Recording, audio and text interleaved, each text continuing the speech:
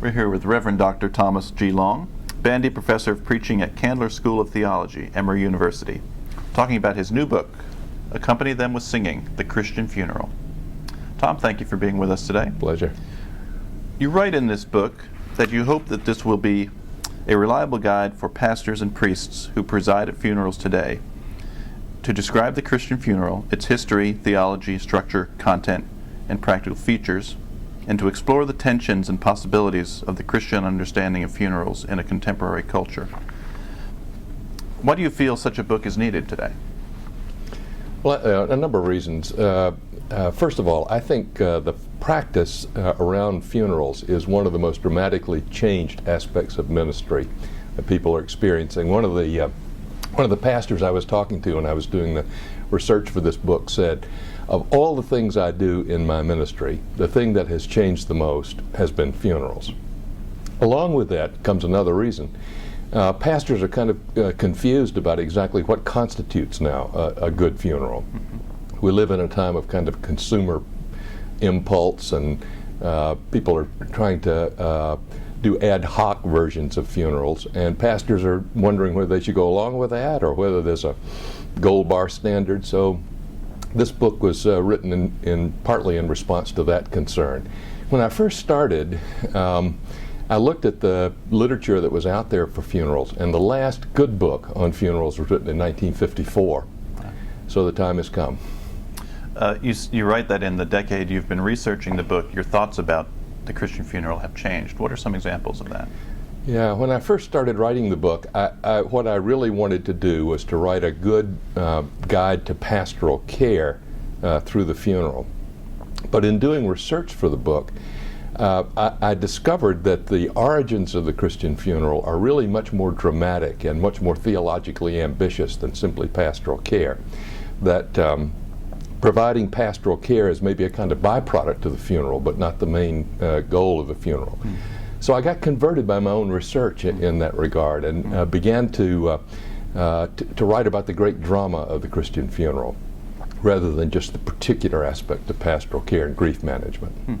You think that'll be counterintuitive to some pastors to hear that? Yeah, I think it will. I think, as a matter of fact, for the last 2 generations, the popular wisdom on funerals has been that it's to help people with their grief. But actually the primary need, I think, at the time of a funeral is not to manage grief, but to find some meaning about life and death. And the drama of the Christian funeral actually acts out the Christian convictions about life and death. And that tremendous affirmation of meaning is what causes the healing that we look for in terms of grief and loss. What are some of the traps that preachers can fall into as they're preparing a funeral? Well, I think the main trap is that there is a kind of bias against embodiment that's in our culture, and we become embarrassed about bodies in all different forms. And one of the ways that embarrassment is manifested is we're the first generation in which the presence of the deceased at their funerals has become optional. And I think there are a lot of reasons why you might or might not have the actual body of the deceased at a funeral. But the reason that is most destructive in that regard is that the body is somehow a contaminant. And I think the great Christian tradition honors bodies. We're an incarnational faith. And part of the honoring of body is to honor the body all the way through, from baptism to death. And so to acknowledge the sacredness of the particular body, I think, is a goal for reclamation in a funeral. I think ministers can fall into the trap of it's more spiritual if the body isn't there. The less embodiment we have, the more resurrection-oriented it is, and I think that's a trap. Did you find yourself in your research attending a lot more funerals? Yeah, I did. It's a little delicate. One has to be sure not to intrude on the family's space, but I did. The funerals that I went to, I was certainly much more observant. And looking at the differences between funerals that happen in funeral homes and funerals that happen in congregational church settings was really an interesting aspect. The funerals that happen in buildings and the funerals that happen graveside at cemeteries, and to watch the differences in practices became part of the research for the book. You also did a lot of research and work with people in the funeral industry itself. I did. What were some of the things you learned from them? Well, I had the privilege one year of actually being the chaplain of the National Funeral Directors Association, and I served on a committee that they have called the Clergy and Caregivers Committee. And they were very gracious to invite me behind the scenes in terms of the practices of the funeral industry. There is, by the way, some mutual suspicion that goes on between clergy and funeral professionals. And so they were taking a risk to kind of let me go behind the scenes. And what I discovered a lot of things in my conversations with them, but one of them was that funeral directors divide out sort of like clergy do.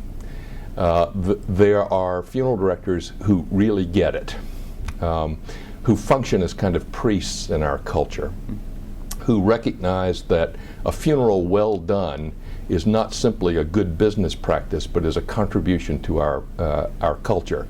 And then there are funeral directors who don't get it, for whom merchandising and the kind of commercial aspect of it is the all-consuming dimension of their industry. And I think ministers who get it and funeral directors who get it can work together to create a new ethos in our culture where we actually have death practices that serve the whole culture well, not just individual families.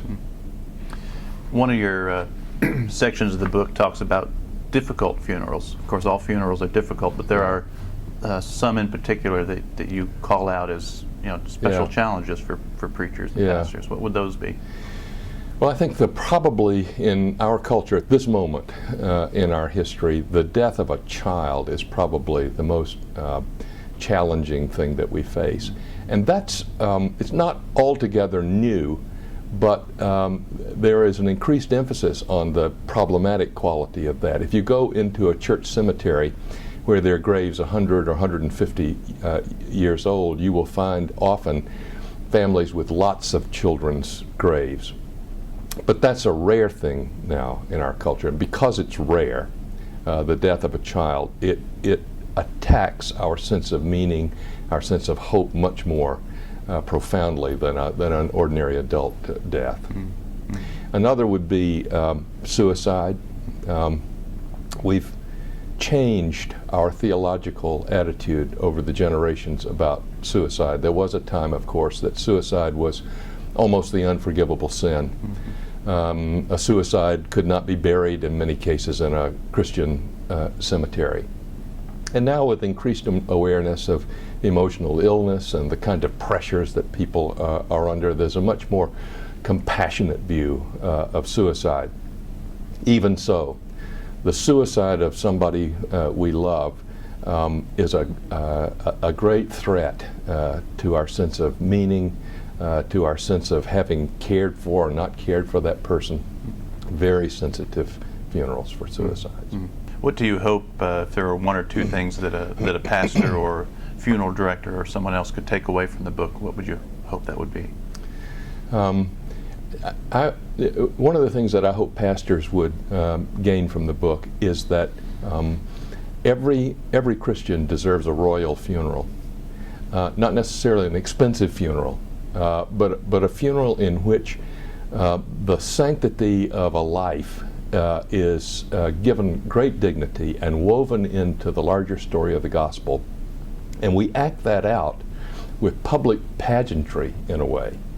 And to overcome this kind of ingrown, quiet, reflective, individualistic notion of a funeral, that everybody has a part to play. And this is a great script. And we get to do this script on the occasion of every Christian's death, and it has great power and meaning. That would be the main thing I'd hope they get. Okay. Thank you very much, Tom. Again, the book is Accompany Them With Singing, The Christian Funeral. Thank you.